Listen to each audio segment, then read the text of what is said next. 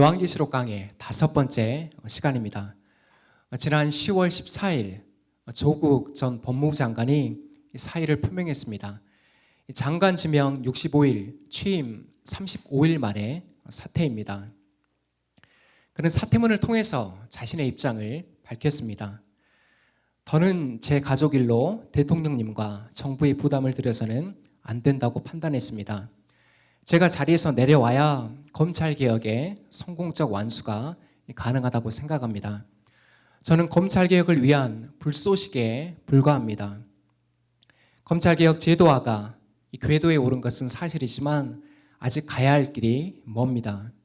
이제 저보다 더 강력한 추진력을 발휘해 줄 후임자에게 이 바통을 넘기고 마무리를 부탁드리고자 합니다.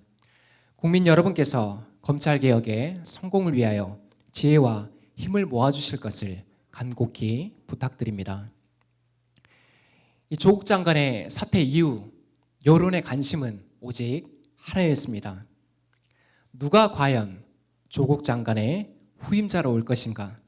말도 많고 탈도 많은 이 법무부 장관 자리에 합당한 적임자는 누구인가? 정치권에서도 여러 함화평이 무성했습니다. 현재 장관 직무를 대행 중인 법무부 차관이 유력하다. 아니다. 참여정부 시절에 민정수석을 지낸 한 의원이 유력하다. 아니다. 이번에도 학계에서 올 것이다.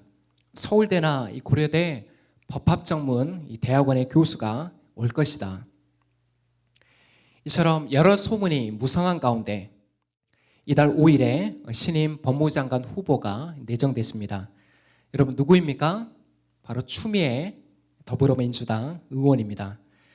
알다시피 그녀는 판사 출신 정치인입니다. 2016년에 더불어민주당 대표를 지냈으며 5선 의원으로 풍부한 정치 경험과 강단 있는 성격으로 유명합니다. 이 법무부 장관 내정 직후 그녀는 국회회관에서 자신의 소감을 밝혔습니다. 사법개혁과 검찰개혁은 이제 시대적 요구가 되었습니다. 이와 더불어 국민들께서는 인권과 민생 중심의 법무행정을 간절히 원하고 있습니다. 이번 임명은 이러한 시대적 요구와 국민적 열망을 함께 풀어가자는 제안으로 풀이됩니다. 소명의식을 가지고 최선을 다해 국민적 요구에 부응하도록 하겠습니다. 그녀가 밝힌 소감처럼 앞으로 사심없이 공정과 정의에 부합한 모습을 보여주기를 기대해 봅니다. 오늘 본문에서도 합당한 적임자를 찾고 있습니다. 이 적임자란 바로 두루마리를 펼칠 사람입니다. 오늘 본문에는 한 두루마리가 등장합니다. 현재 이 두루마리는 보좌에 앉으신 분의 오른손에 들려 있으며 7인으로 봉인되어 있습니다. 그런데 문제는 이 두루마리를 결코 아무나 펼칠 수가 없다는 것입니다. 누가 그 두루마리를 펴며 그 인을 떼기에 합당한가? 오늘 본문을 관통하는 핵심 질문입니다. 이 질문을 기억하며 누가 인을 떼기에 합당한 분인가를 함께 살펴보기를 원합니다. 이 동시에 두루마리의 내용과 앞으로 펼쳐질 하나님의 역사를 상고하는 복된 시간이 되기를 축복합니다. 누가 합당한가? 첫 번째는 유다 지파의 사자입니다. 우리 1절에서 7절 말씀 우리 함께 읽도록 하겠습니다. 시작. 나는 또 그 보좌에 앉아 계신 분이 오른손에 두루마리 하나를 들고 계신 것을 보았습니다. 그 두루마리는 안팎으로 글이 적혀 있고 7인을 찍어 봉하여 놓은 것이었습니다. 내가 보니 힘센 천사가 큰 소리로 이 봉인을 떼고 두루마리를 펴기에 합당한 사람이 누구인가 하고 외쳤습니다. 그러나 두루마리를 펴거나 그것을 볼 수 있는 이는 하늘에도 없고 땅 위에도 없고 땅 아래에도 없었습니다. 이 두루마리를 펴거나 볼 자격 있는 이가 하나도 보이지 않으므로 나는 슬퍼 울었습니다. 그런데 장로들 가운데서 하나가 나에게 울지 마십시오. 유다 지파에서 낳은 사자 곧 다윗의 뿌리가 승리하였으니 그가 이 7봉인을 떼고 이 두루마리를 펼 수 있습니다 하고 말하였습니다. 나는 또 보좌와 내 생물과 장로들 가운데 어린 양이 하나 서 있는 것을 보았는데 그 어린 양은 죽임을 당한 것과 같았습니다. 그에게는 뿔 7과 눈 7이 있었는데 그 눈들은 온 땅에 보내심을 받은 하나님의 7 영이십니다. 그 어린 양이 나와서 보좌에 앉아 계신 분의 오른손에서 그 두루마리를 받았습니다. 아멘. 이 앞서 계시록 4장은 하늘 보좌에 장엄한 예배를 보여줬습니다. 이제 5장에서는 어린 양 중심의 예배를 우리에게 보여줍니다. 요한은 다시 한번 보좌에 앉으신 하나님을 보게 됩니다. 그의 오른손에는 두루마리 하나가 들려 있으며 안팎으로 글이 적혀 있고 7 봉인을 찍어서 이 봉에 두었습니다. 이어서 힘센 천사가 큰 소리로 외칩니다. 이 봉인을 떼고 두루마리를 펴기에 합당한 사람이 누구인가? 그런데 요한은 이 음성을 듣고 슬퍼하며 절망할 수밖에 없었습니다. 그 이유가 무엇입니까? 두루마리를 펴거나 볼 수 있는 이가 하늘에도 땅 위에도 땅 아래에도 없었기 때문입니다. 대체 이 두루마리의 역할이 무엇이기에 요한이 이토록 크게 울며 슬퍼하는 것일까요? 이 두루마리의 내용은 이것입니다. 하나님의 나라가 어떻게 제국이 지배하는 이 땅에서 이루어질 것인가? 하나님의 나라가 어떻게 제국이 지배하는 이 땅에서 이루어질 것인가? 쉽게 말해서 앞으로 성취될 하나님의 구원 계획이 담겨져 있습니다. 요한은 이 계획이 물거품이 될 것 같자 슬퍼하며 절망한 것입니다. 바로 그때 장로들 가운데 하나가 요한에게 기쁜 소식을 전해줍니다. 울지 마십시오. 유다 지파에서 난 사자 곧 다윗의 뿌리가 승리하였으니 그가 이 7 봉인을 떼고 두루마리를 펼 수 있습니다. 이 동시에 요한은 내 생물과 이 장로들 가운데 있는 한 어린 양을 보게 됩니다. 그런데 그 어린 양의 모습이 참 기괴합니다. 왜 그렇습니까? 그 어린 양은 전에 죽임을 당한 것처럼 보였습니다. 그리고 7 뿔과 7 눈을 가졌습니다. 이런 모습으로 이 보좌에 계신 분의 오른손에서 직접 두루마리를 취하십니다. 대체 그가 누구이기에 두루마리를 취하는 것일까요? 어린 양은 과연 누구를 상징하는 것일까요? 누구일까요? 바로 예수 그리스도입니다. 다른 어떤 표현보다도 유다 지파의 사자가 이를 증명합니다. 여러분 이마트 자주 가시나요? 저는 요즘에 들어서 거의 안 가는 것 같습니다. 대형마트의 대명사인 이마트가 현재 큰 위기에 봉착해 있습니다. 올해 2분기 실적만 보더라도 무려 299억 원의 적자를 기록했습니다. 지난주 수요일이었습니다. 광주 상무점이 18년 만에 영업을 종료했습니다. 광주 전남에서 첫 번째로 폐점한 사례입니다. 여러분 이마트의 위기는 다른 게 아닙니다. 바로 온라인 쇼핑몰이 막강한 경쟁자로 떠올랐기 때문입니다. 저녁에 주문하면 어떻습니까? 다음날 새벽에 문 앞에 아주 싱싱한 먹거리가 도착해 있습니다. 그렇기 때문에 굳이 차를 몰고 가서 주차를 하고 카트를 끌 필요가 없어진 것입니다. 결국 정용진 신세계 부회장은 특단의 조치를 내렸습니다. 창사 이래 처음으로 외부 인사를 등용했습니다. 강희석 신임 대표를 이마트를 구원할 수장으로 발탁한 것입니다. 신세계 측은 이번 인사에서 기존 고정관념을 벗어나 젊고 실력 있는 인재를 과감히 기용했다고 밝혔습니다. 또한 철저한 검증을 통해서 성과주의와 능력주의 인사를 강화했다고 설명했습니다. 이처럼 이마트는 현재 외부 인사를 구원투수로 모셔야 할 만큼 현재 절박한 상황에 놓여 있습니다. 모두의 기대를 벗어난 파격적인 행보가 앞으로 어떠한 결실을 맺을지 참으로 궁금해집니다. 알다시피 유대인들은 오랫동안 메시아를 기다렸습니다. 예수님 시대에도 어떠했습니까? 로마의 압제로부터 자신들을 구원할 정치적인 메시아를 기다렸습니다. 그러나 예수님은 이 사람들의 기대에 부응하지 않았습니다. 예수님은 결코 로마를 정복하지 않았습니다. 오히려 모두의 기대에서 벗어난 파격적인 행보를 보이셨습니다. 그게 무엇입니까?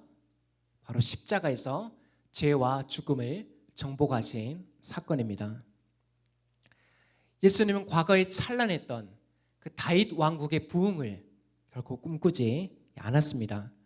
당시 누구도 예상하지 못했던 하나님의 나라를 선포하시고 이 땅에 하나님의 나라를 가져오셨습니다. 결국 예수님의 이러한 사역이 무엇을 나타냅니까? 그가 유다 지파의 사자, 곧 다윗의 후손에게 약속된 메시아임을 나타냅니다. 또한 다윗의 뿌리 선지자 이사야가 예언했던 다윗 계통의 메시아임을 보여줍니다. 선지자 이사야가 예언했던 다윗 계통의 메시아임을 보여줍니다. 사랑하는 여러분, 오직 우리 예수님만이 일곱 인을 떼고 두루마리를 펼칠 합당한 적임자입니다. 우리 신앙이 이 그리스도에 대한 분명한 믿음 위에 더 굳건하게 세워지기를 축복합니다. 누가 합당한가? 두 번째는 나라와 제사장 삼으신 분입니다. 우리 8절에서 10절 말씀 함께 읽겠습니다. 시작. 그가 그 두루마리를 받아 들었을 때 네 생물과 24 장로가 각각 검은과 향이 가득히 담긴 금 대접을 가지고 어린 양 앞에 엎드렸습니다. 그 향은 곧 성도들의 기도입니다. 그들은 이런 말로 새로운 노래를 불렀습니다.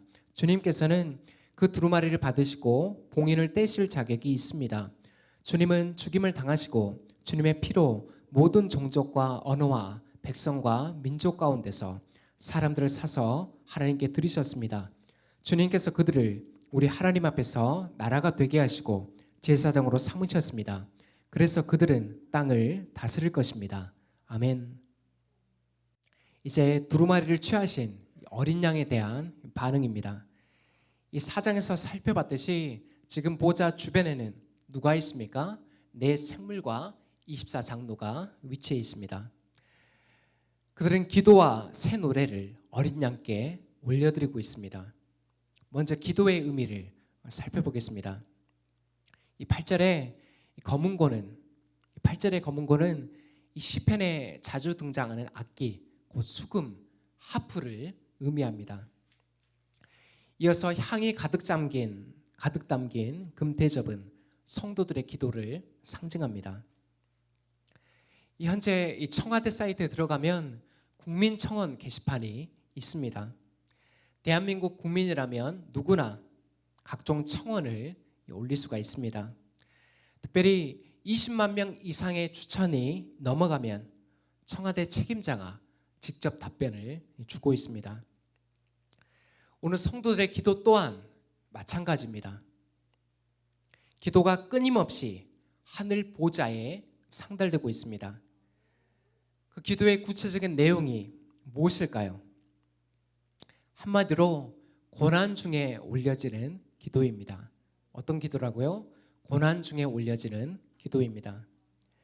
이 잔인한 로마 제국과 우상 숭배자들에 대한 심판을 청원하는 기도입니다.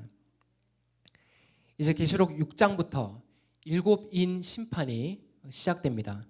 이 심판은 성도들의 기도에 대한 하나님의 응답이며 직접 어린 양께서 이 심판을 시행하십니다. 이 다음은 새 노래의 의미입니다. 새 노래로 여호와를 찬양하라.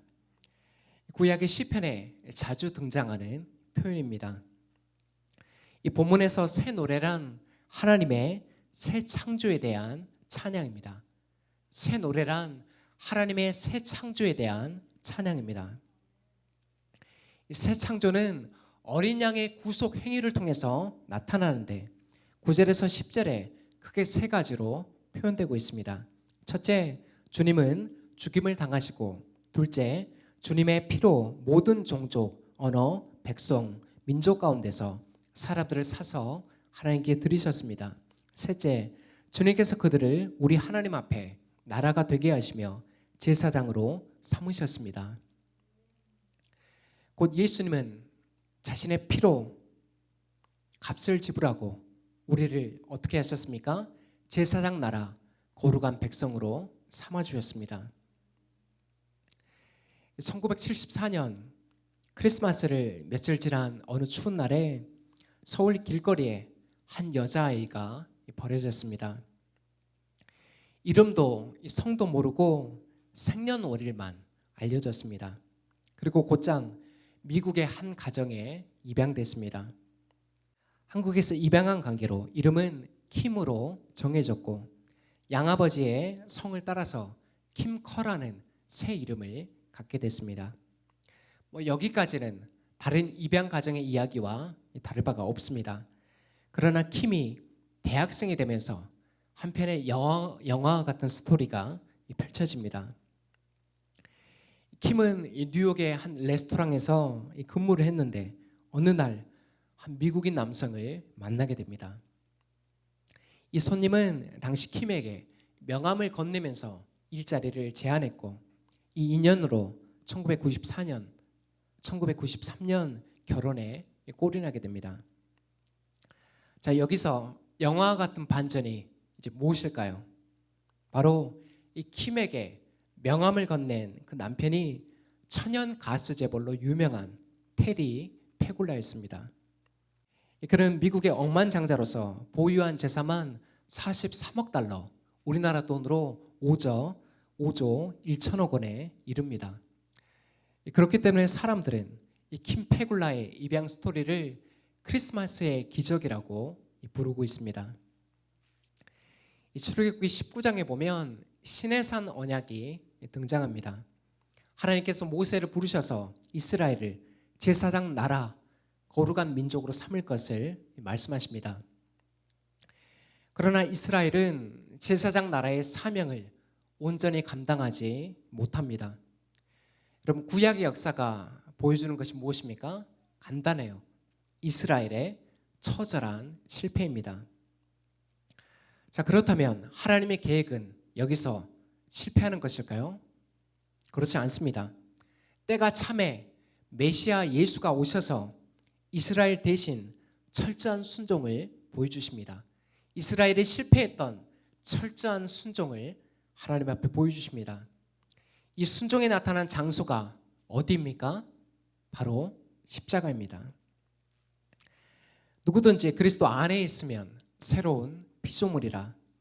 바울의 고백처럼 우리는 새로운 피조물, 곧 하나님 나라의 백성이 되었습니다.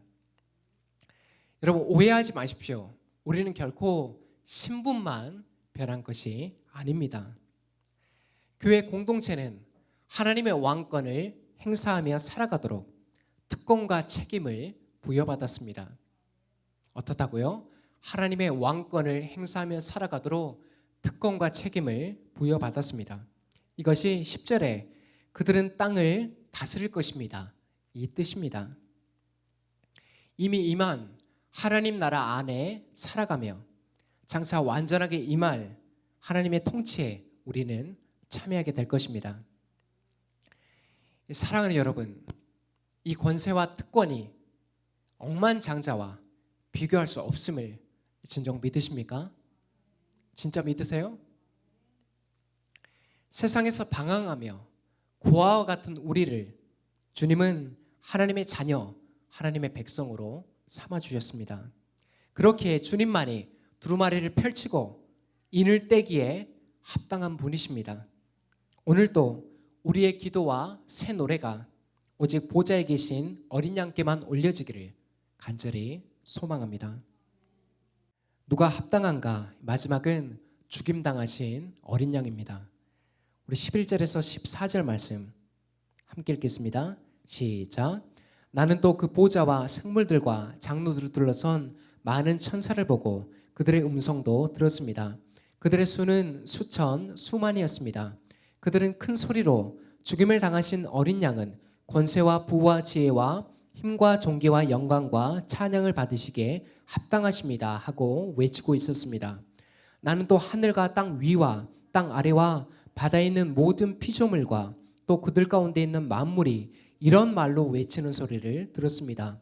보좌에 앉으신 분과 어린 양께서는 찬양과 존귀와 영광과 권능을 영원 무궁하도록 받으십시오. 그러자 내 생물은 아멘하고 장로들은 엎드려서 경배하였습니다. 아멘. 이제 마지막은 천사와 이 모든 피조물이 드리는 찬양입니다. 먼저 천사의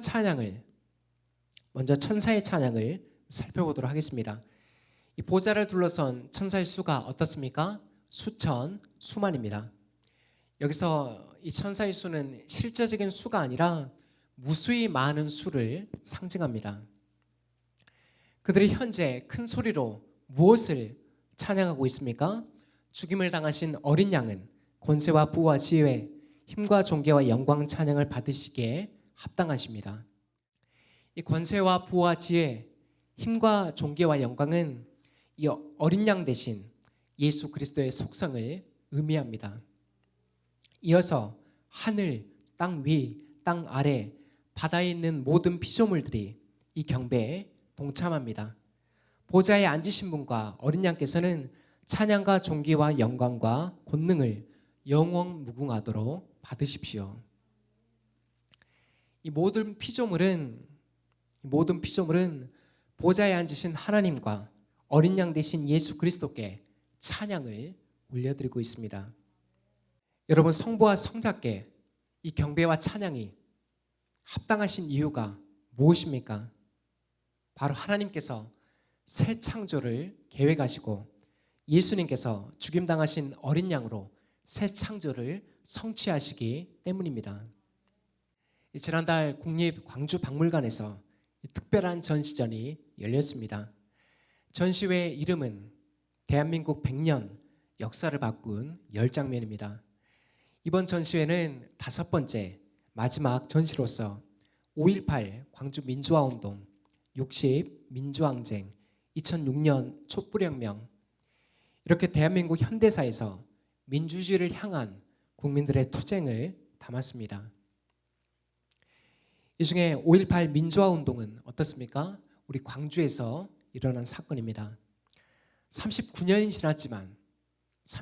지났지만 여전히 진상규명의 문제가 남아있고 사건의 가해자인 전두환 일가는 여전히 호의호식을 누리고 있습니다.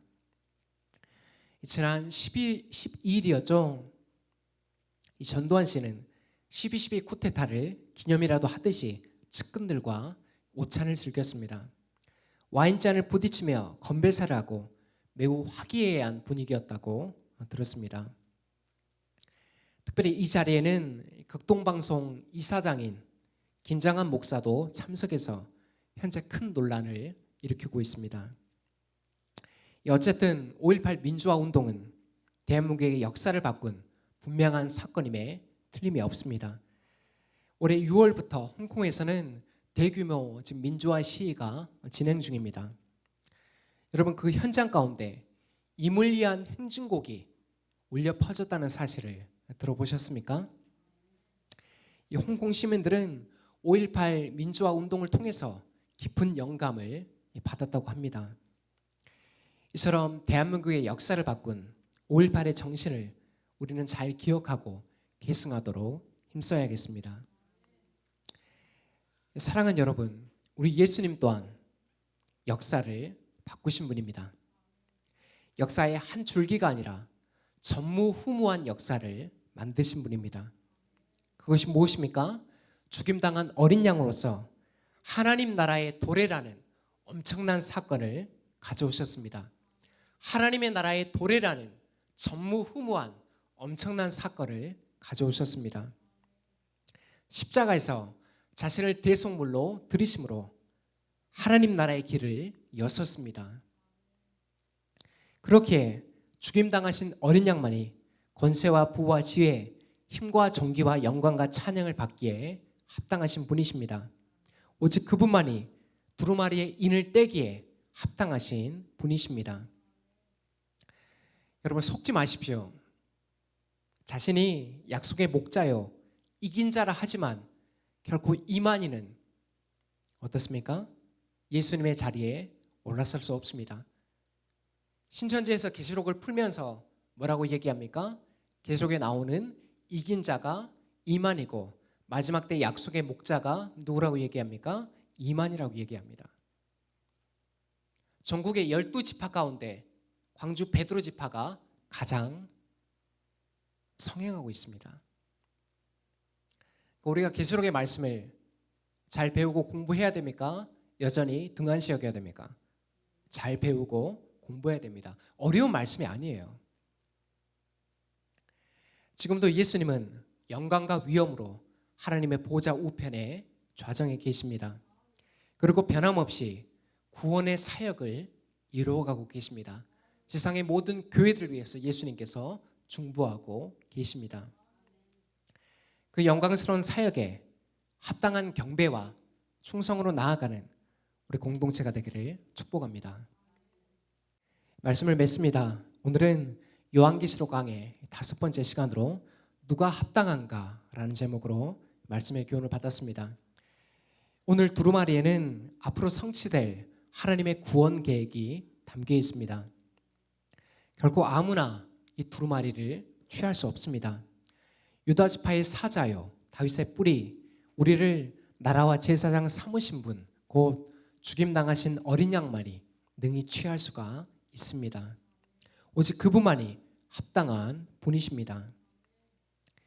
이 부흥 찬양으로 유명한 고영원 선교사님이 계십니다. 그분이 오늘 계시록 5장을 배경으로 만든 죽임당하신 어린 양이라는 찬양이 있습니다. 오늘은 이 찬양을 함께 부르면서 말씀을 마치도록 하겠습니다. 죽임당하신 어린 양, 죽임당하신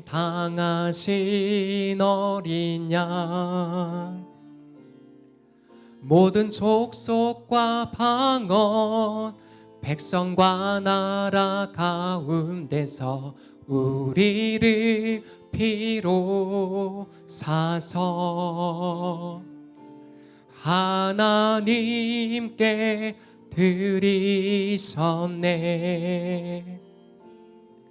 죽임 당하신 어린 양, 우리들을 나라와 제사장 삼아 주셨으니 우리는 주와 함께 이 땅에서 다스리리.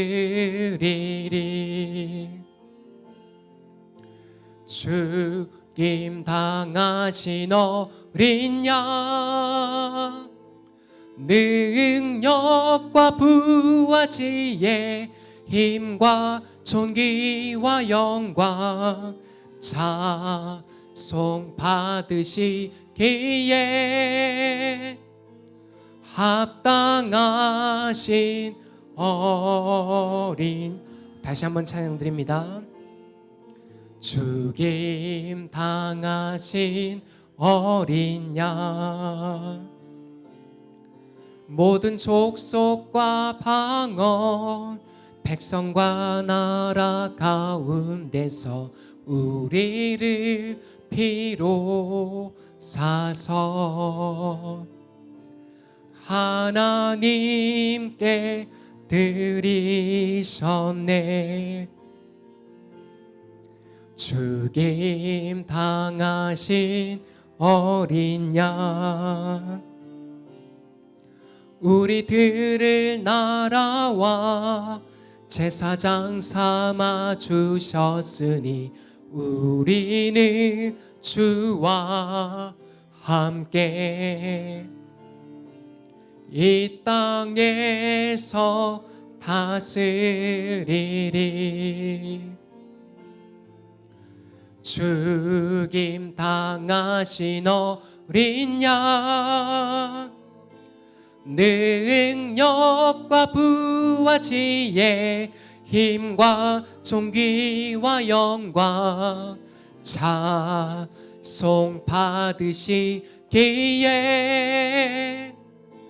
합당하신